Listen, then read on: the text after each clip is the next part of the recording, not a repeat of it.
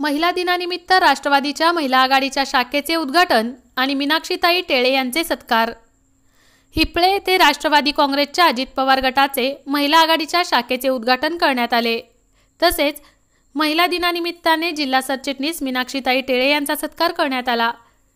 जिल्हा सरचिटणीस मीनाक्षी टेळे यांच्या हस्ते राष्ट्रवादी काँग्रेसमध्ये प्रवेश केलेल्या 25हून अधिक महिला आणि मोठ्या संख्येने पुरुष कार्यकर्ते यांचा सत्कार करण्यात आला।